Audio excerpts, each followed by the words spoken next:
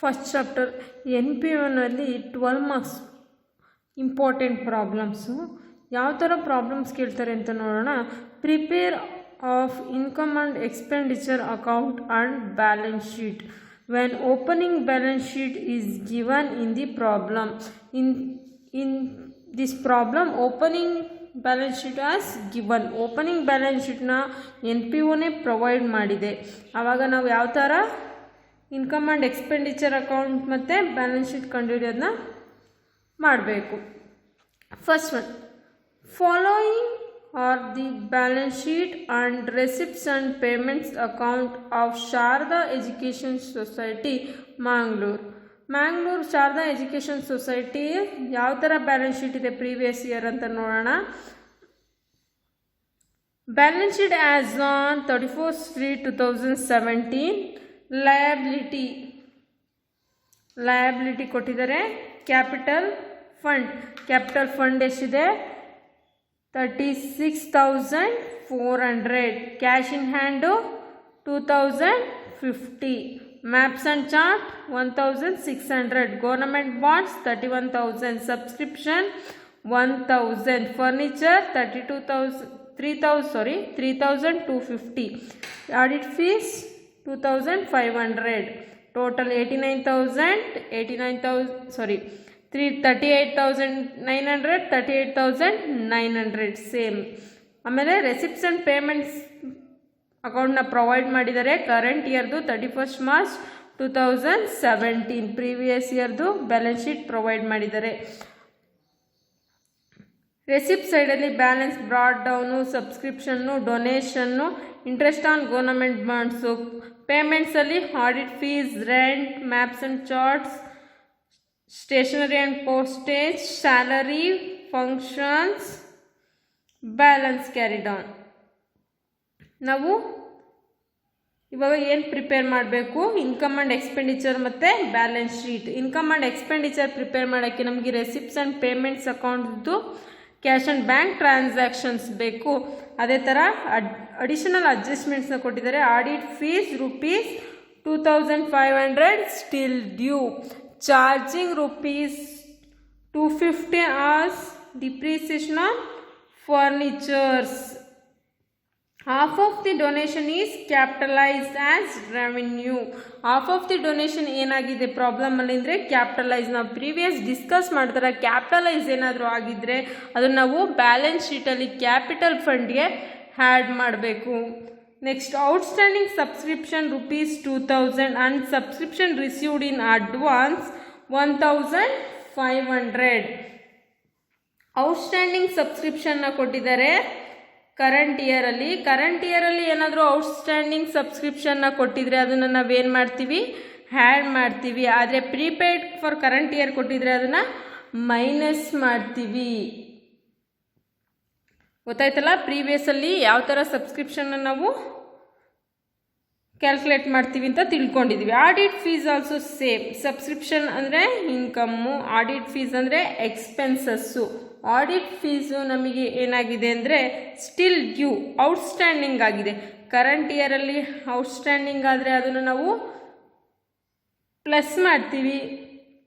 ಅದೇ ಥರ ಏನಾದರೂ ಅಡ್ಜಸ್ಟ್ಮೆಂಟಲ್ಲಿ ಕೊಟ್ಟಿದ್ದಾರೆ. ಆಡಿಟ್ ಫೀಸ್ 2,500 ಕೊಟ್ಟಿದ್ದಾರೆ ಪ್ರೀವಿಯಸ್ ಬ್ಯಾಲೆನ್ಸ್ ಶೀಟಲ್ಲಿ, ಮತ್ತು ಅಡ್ಜಸ್ಟ್ಮೆಂಟಲ್ಲಿ 2,500 ಕೊಟ್ಟಿದ್ದಾರೆ. ನೆಕ್ಸ್ಟ್, ಇನ್ನೆಲ್ಲಾದರೂ ಕೊಟ್ಟಿದ್ದಾರೆ ಆಡಿಟ್ ಫೀಸು ಅಷ್ಟೇ ಅಲ್ವಾ? ನೆಕ್ಸ್ಟ್ ಪ್ರಾಬ್ಲಮ್ ಯಾವ ಥರ ಸಾಲ್ವ್ ಮಾಡೋದಂತ ನೋಡೋಣ. ಇವಾಗ ನಮಗೆ ಮೇಯ್ನಾಗಿ ಬೇಕಾಗಿರೋದು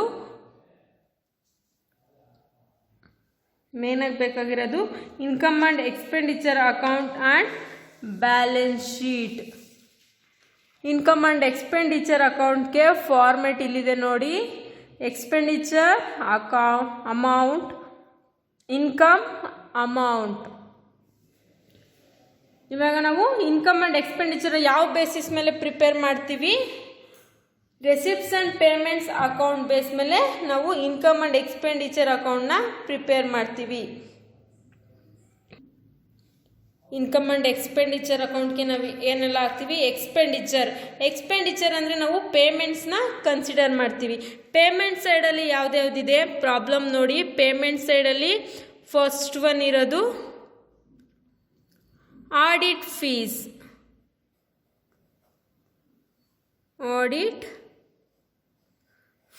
ಅಮೌಂಟ್ ಎಷ್ಟಿದೆ 2500.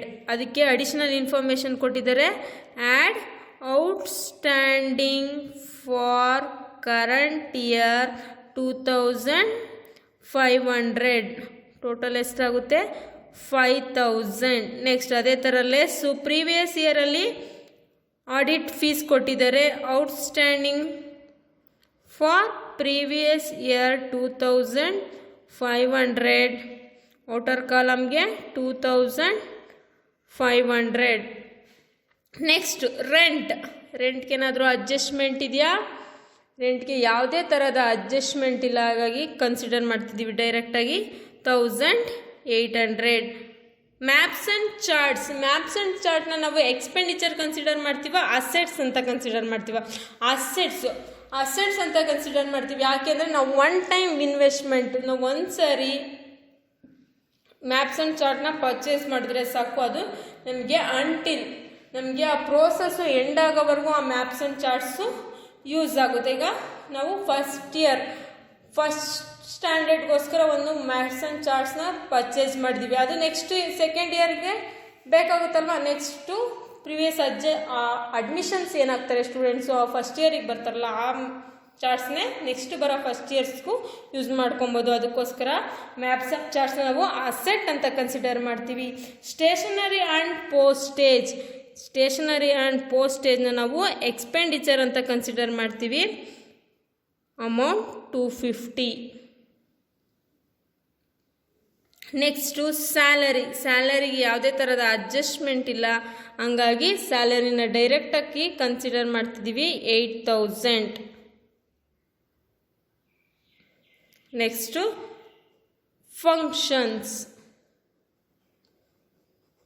ಫಂಕ್ಷನ್ ಒನ್ ಟೈಮ್ ಇನ್ವೆಸ್ಟ್ಮೆಂಟ್ ಅಲ್ವಾ, ಹಾಗಾಗಿ ಅದನ್ನ ಎಕ್ಸ್ಪೆಂಡಿಚರ್ ಅಂತ ಕನ್ಸಿಡರ್ ಮಾಡ್ತಿದ್ದೀವಿ 1050. ಅಡ್ಜಸ್ಟ್ಮೆಂಟಲ್ಲಿ ಏನಾದರೂ ಕೊಟ್ಟಿದ್ದೀರಾ?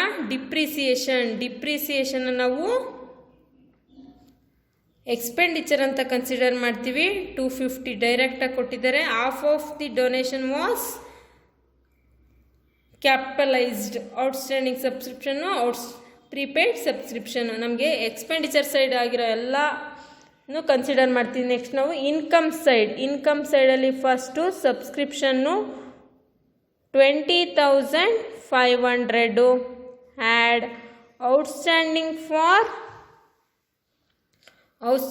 For current year 2000 to 22,500.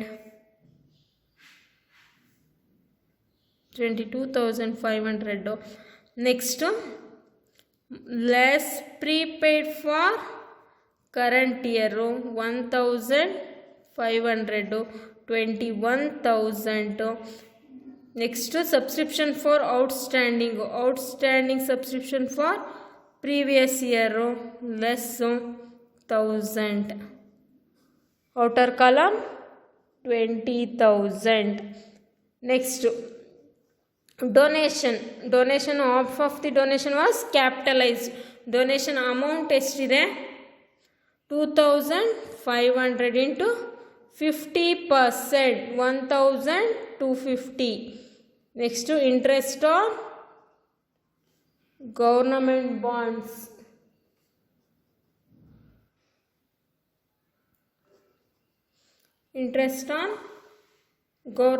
Bonds. Government bonds 850 interest ಕೊಟ್ಟಿದ್ದಾರೆ. ಆದರೆ ಪ್ರಾಬ್ಲಮಲ್ಲಿ ಅಮೌಂಟ್ನ ಕೊಟ್ಟಿದ್ದಾರೆ 31,000 into 5% ಅಂತ. 31,000 into 5% ಅಂತ ಬಂದರೆ ನಾವು ಕನ್ಸಿಡರ್ ಮಾಡಬೇಕಾಗಿರೋದು 1,550. ಟೋಟಲ್ ಮಾಡಿ which side is more? Credit side is more. 22,800. Same balance ಹಾಕೋಣ. 22,800 ನಮಗೆ ಸರ್ಪ್ಲಸ್ ಬರ್ತಿದೆ. ಸರ್ಪ್ಲಸ್ 8,950. 8,950ನ ನಾವು ಸರ್ಪ್ಲಸ್ ಅಂತ ಕನ್ಸಿಡರ್ ಮಾಡ್ತಿದ್ದೀವಿ. ಅದೇ ಥರ ಬ್ಯಾಲೆನ್ಸ್ ಶೀಟ್ನ ಯಾವ ಥರ ಕ್ಯಾಲ್ಕುಲೇಟ್ ಮಾಡೋದಂತ ನೋಡೋಣ. Balance sheet first liability side. First ಲಯಬಿಲಿಟಿನ ಸೈಡ್ ನಾವು ಕ್ಯಾಪಿಟಲ್ ಫಂಡ್ ಎಷ್ಟು ಕೊಟ್ಟಿದ್ದಾರೆ? 36,400 ಕ್ಯಾಪಿಟಲ್ ಫಂಡ್ ಕೊಟ್ಟಿದ್ದಾರೆ. ಅದಕ್ಕೆ ನಮಗೆ ಸರ್ಪ್ಲಸ್ ಬಂದಿದೆ 8,950. ಮತ್ತು ಆ್ಯಡ್ ಡೊನೇಷನ್ನು ಕ್ಯಾಪಿಟಲೈಸೇಷನ್ ಆಗಿದೆ, ಹಂಗಾಗಿ 1,250. Outer column 46,600. ಅಷ್ಟು ಇನ್ಫಾರ್ಮೇಷನ್ ಇದೆ ಲಯಬಿಲಿಟಿಗೆ ನಮಗೆ ಬ್ಯಾಲೆನ್ಸ್ ಶೀಟಲ್ಲಿ ಮತ್ತು ರೆಸಿಪ್ಟ್ಸ್ ಆ್ಯಂಡ್ ಪೇಮೆಂಟ್ಸ್ ಅಕೌಂಟಲ್ಲಿ. Next maps and charts 5,000. Outstanding subscription. Outstanding ಏನಾದರೂ ಇನ್ಕಮ್ ಏನಾದರೂ ಔಟ್ಸ್ಟ್ಯಾಂಡಿಂಗೇ ಆಗಿದ್ರೆ ಅದನ್ನು ನಾವು ಅಸೆಂಟ್ ಅಂತ ಕನ್ಸಿಡರ್ ಮಾಡ್ತೀವಿ. ಅದೇ ಪ್ರೀಪೇಯ್ಡ್ ಸಬ್ಸ್ಕ್ರಿಪ್ಷನ್, ಇನ್ಕಮ್ ಏನಾದರೂ ಪ್ರೀಪೇಯ್ಡ್ ಆಗಿದ್ರೆ ಅದನ್ನು ನಾವು ಲಯಬಿಲಿಟಿ ಅಂತ ಕನ್ಸಿಡರ್ ಮಾಡ್ತೀವಿ.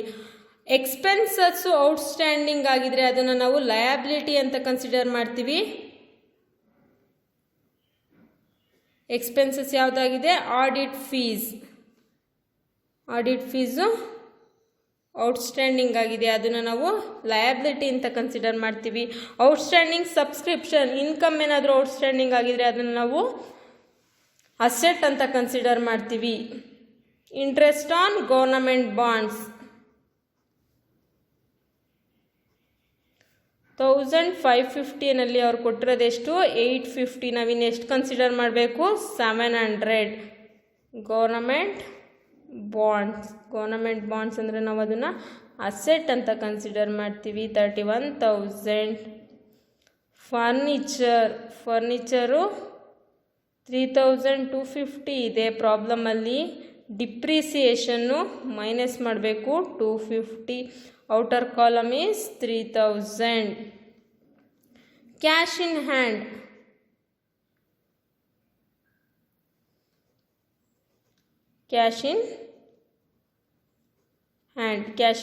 ಎಷ್ಟಿದೆ? ಪ್ರಾಬ್ಲಮಲ್ಲಿ ನಾವು ಕ್ಲೋಸಿಂಗ್ ಬ್ಯಾಲೆನ್ಸ್ನ ನಾವು ಕ್ಯಾಶ್ ಇನ್ ಹ್ಯಾಂಡ್ ಅಂತ ಕನ್ಸಿಡರ್ ಮಾಡ್ತೀವಿ. 8,900. Total 50,600 balancing figure.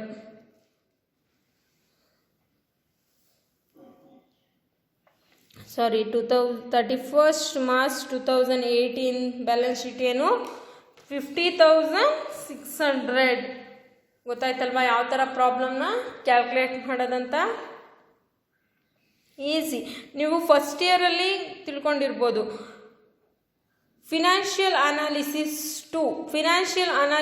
ಟು ಅಡ್ಜಸ್ಟ್ಮೆಂಟ್ನ ಯಾವ ಥರ ಮಾಡ್ತೀರಾ? ಇನ್ಕಮ್ಸ್ ಯಾವ್ದ್ಯಾವುದು ಅಂತ ಕನ್ಸಿಡರ್ ಮಾಡ್ತೀರಾ, ಎಕ್ಸ್ಪೆನ್ಸಸ್ ಯಾವ್ದ್ಯಾವುದು ಅಂತ ಕನ್ಸಿಡರ್ ಮಾಡಿ. It means direct income direct expenses ಅಂತ ಕ್ಲಾಸಿಫೈ ಆಗುತ್ತೆ ಆ ಪ್ರಾಬ್ಲಮಲ್ಲಿ. ಇನ್ ದಿಸ್ NPOದಲ್ಲಿ ಎಕ್ಸ್ಪೆಂಡಿಚರ್ಸು ಇನ್ಕಮ್ಸ್ ಅಂತ ಕ್ಲಾಸಿಫೈ ಆಗುತ್ತೆ, ಅಷ್ಟೇ ವ್ಯತ್ಯಾಸ. ಇನ್ನೆಲ್ಲ ಸೇಮ್ ಪ್ರೊಸೀಜರ್.